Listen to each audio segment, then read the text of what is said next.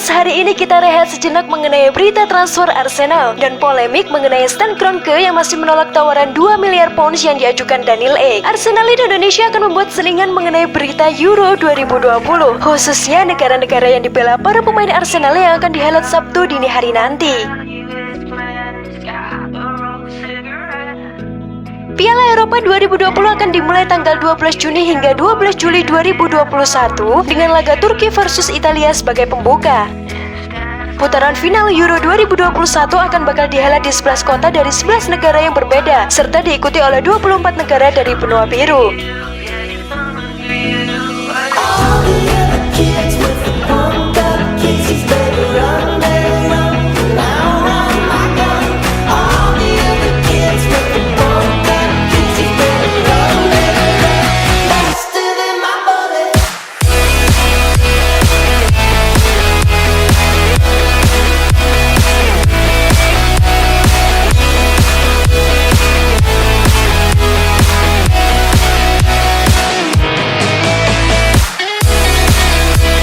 Sejarah mencatat Jerman dan Spanyol menjadi negara yang paling sering menjuarai ajang sepak bola antar negara Eropa alias Euro, dengan masing-masing meraih 3 trofi. Der Panzer menjadi juara di Euro 1972 dan 1980 ketika masih bernama Jerman Barat.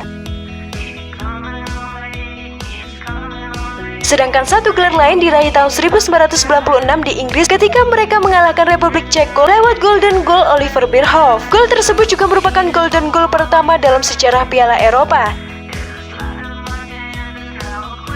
Sedangkan Spanyol mendapatkan trofi Euro pertamanya tahun 1964 saat mengalahkan Uni Soviet 2-1. Kemudian 2 gelar lain diraih secara beruntun tahun 2008 dan 2012 lewat generasi emas mereka,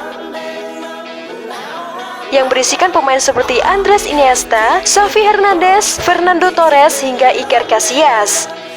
Setelah keduanya muncul Prancis yang berada di tempat kedua dengan koleksi 2 gelar juara. Les Bleus meraihnya di Euro 1984 era Michel Platini dan Euro 2000 dengan para pemain seperti Didier Deschamps yang kini menjadi pelatih Les Bleus. Raihan gelar juara di Euro tahun ini akan membuat Kylian Mbappe dan kawan-kawan sejajar dengan Jerman dan Spanyol. Selain itu, target juara juga diusung sebagai penebus kegagalan 5 tahun lalu ketika kalah di final atas Portugal di kandang sendiri.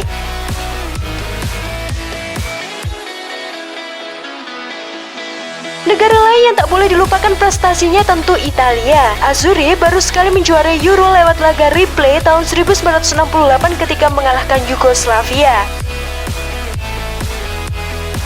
Setelah itu, Italia sebenarnya bisa melangkah ke 2 final Euro lainnya, yakni tahun 2000 dan 2012, namun kalah dari Prancis dan Spanyol. Beberapa negara lain sebelumnya pernah menjadi juara Piala Eropa, namun dengan nama sebelumnya. Misalnya saja Rusia dan Ukraina. Keduanya dahulu pernah menjuarai Piala Eropa 1960 dengan nama Uni Soviet. Prestasi Uni Soviet di awal gelaran Piala Eropa bahkan tak bisa disepelekan. Selain pernah sekali menggenggam gelar juara, Uni Soviet 3 kali menjadi runner-up yakni tahun 1964, 1972, dan 1988. Republik Ceko dan Slovakia juga pernah juara Euro 1976 ketika masih bergabung menjadi Cekoslovakia. Ketika telah berpisah, hanya Ceko yang prestasinya lebih baik dengan raihan runner-up Euro 1996.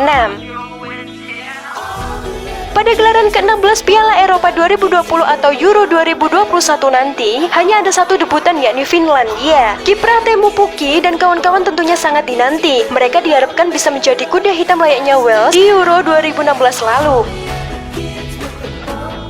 Wales kala itu bahkan sanggup mencapai babak semifinal. Dalam perjalanannya, Gareth Bale dan kolega mampu menjuarai grup B yang diisi Inggris, Slovakia, dan Rusia.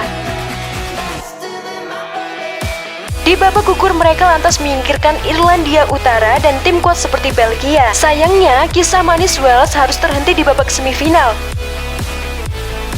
Portugal menjadi negara yang menghentikan laju Wales lewat 2 gol Cristiano Ronaldo dan Nani. Dalam perjalanannya menuju Euro 2021, Finlandia lolos otomatis sebagai runner-up grup C. Mereka mampu menangi persaingan dengan Yunani, Bosnia and Herzegovina, Armenia, dan Liechtenstein.